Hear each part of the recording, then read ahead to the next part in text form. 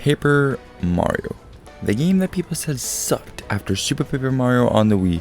But when Paper Mario the Origami King was announced, people thought this might be the return of the beloved franchise. What we got though was a controversial game, with some loving the game and others saying the game was okay but not great. But this game is quickly becoming the best-selling Paper Mario game of all time. But how? Well, that's where I come in, gamers.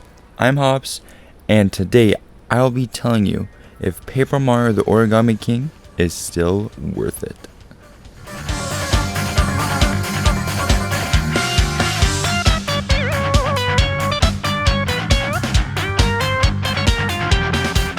Alright, so a quick overview of what we're going to talk about in this video.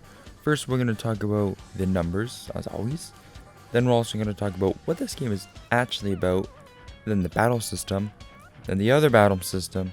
Then the flaws. And then I'm actually going to tell you, is this game still worth it? Is it?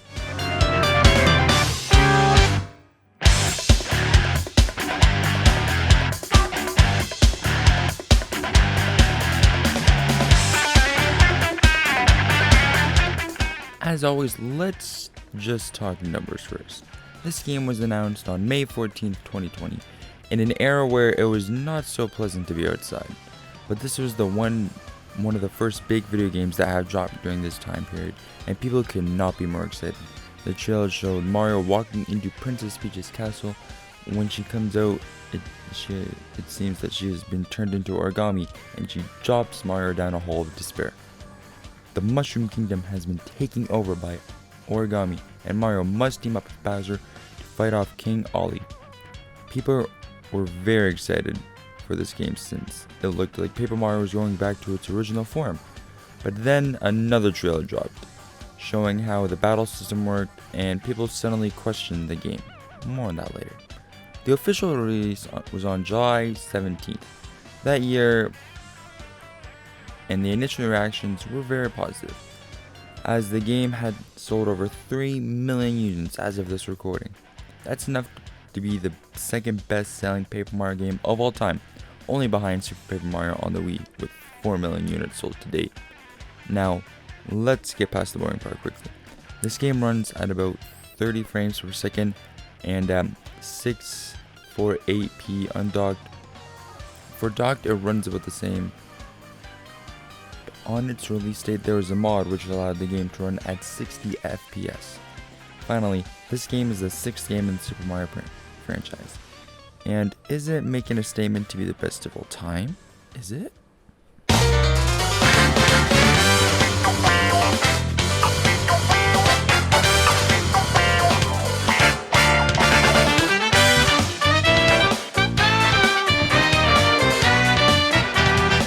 First off, what is this game actually about? Well, the game is about a paper world when everything is getting folded into origami, and it is being done by King Ollie, the Origami King, who wants everything to be origami because he is origami and he wants everything to be like him. He even turns Princess Peach into origami, and she turns to his side. His sister, Olivia, does not like this, so she teams up with Mario to take down King Ollie. Mario then must team up with all sorts of frenemies like Bobby, a bomb he doesn't want to explode, Captain Toad, and Bowser to save the kingdom from this origami havoc. The castle where Princess Peach is being kept is surrounded by different colored streamers that are scattered all over the kingdom, and Mario must find each one from red, blue, pink. You must search high and low to look at these paper ropes. But the thing about the princess is that she has turned into origami and is on King Ollie's side. Mario must not only save the kingdom but also save his fair princess at that. Throughout this adventure, you will meet a lot of people and explore a lot of areas, like you will sail the seas, explore the desert, go through Bowser's castle, and much more to find all the streamers that free the castle from the paper prison it's in.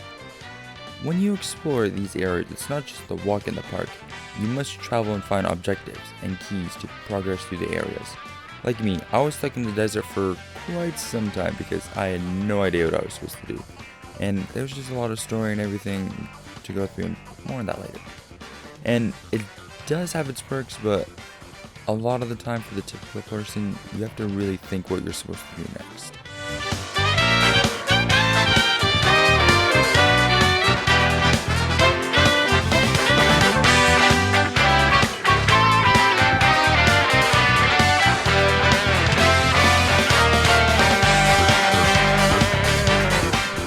Battle system.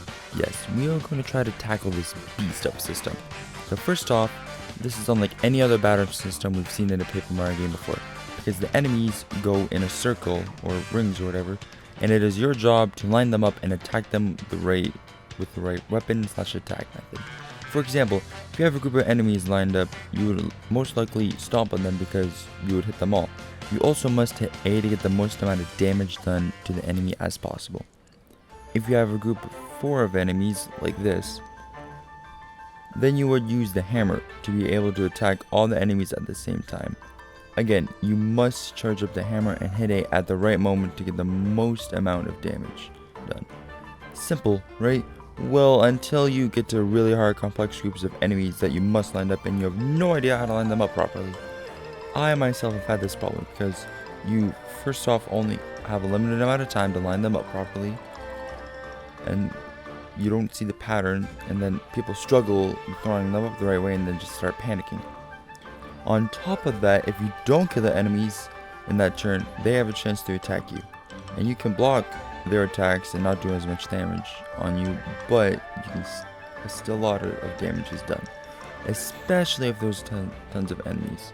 You can easily die from any of these enemies because all enemies have the chance to attack. And so you better make sure you have enough health to survive. So like if there is 10 enemies still, they all attack you. It is insane, dude. Insane.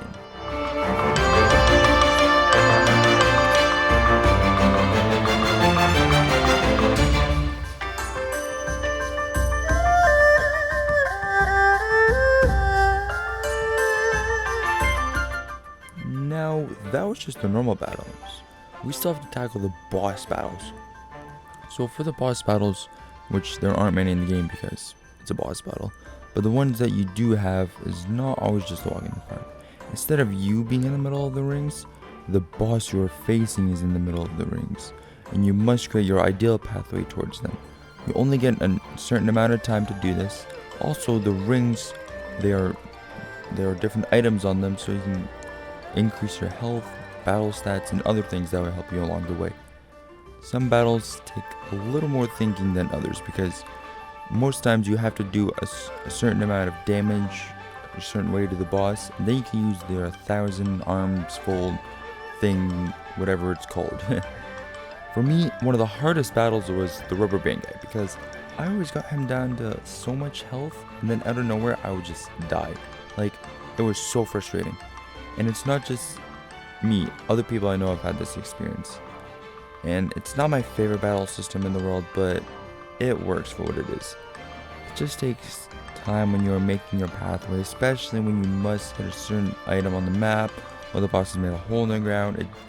You have to find another. It's just frustrating to do because you know what you're supposed to do, you just don't know how to execute it.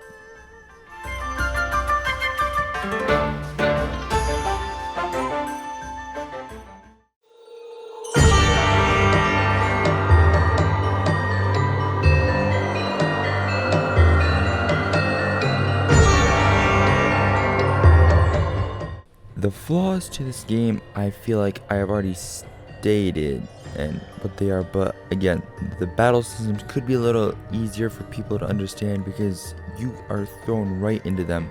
Make it so that throughout the game they get harder, which it kind of already does that, but like make sure people understand the battle system at first. Also, I found a lot when you don't play the game for a while, you tend to forget what you're doing last time, because for myself, I might have not played the game for a couple weeks.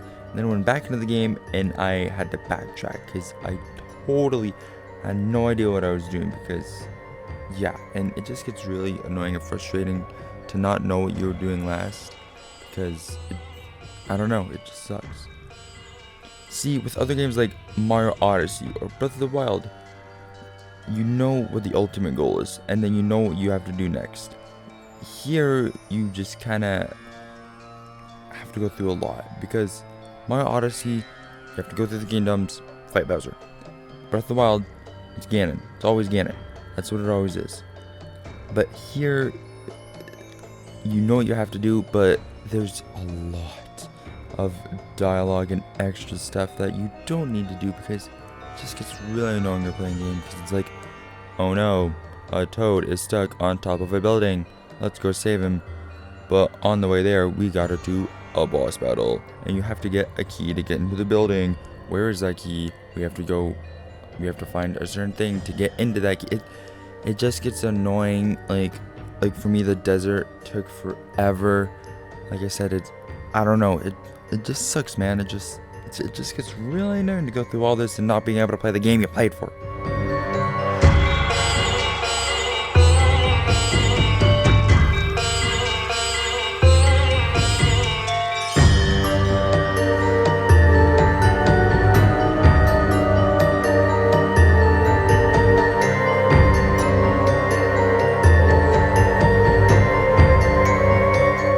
This Paper Mario game, let me just say, is beautiful in its design and efforts Nintendo put in to make this game the best it could be. But honestly, for me, nothing will beat Super Paper Mario on the Wii. This game has its flaws and bad moments, but overall, it's a pretty solid game because it looks amazing. The storytelling is very deep, maybe a little over-exaggerating at sometimes, but very deep, very intimate. And the music is awesome for the most part, but the music is awesome. Just a few minor tweaks and this game could be one of the best-selling Paper Mario games of all time, but I think with the numbers it has shown in sales, people like it for the most part. A dark plot unfolds. The Mushroom Kingdom must be saved, and there's only one paper hero that can save it all, Mario. So, is this paper game still worth it? Well, I'd say enjoy it for what it is. Fantastic game for new fans to the series. So, for old fans, new fans, controversial game, but it's a Nintendo game. So, honestly, this game, is it still worth it? Yes. Yes, it is.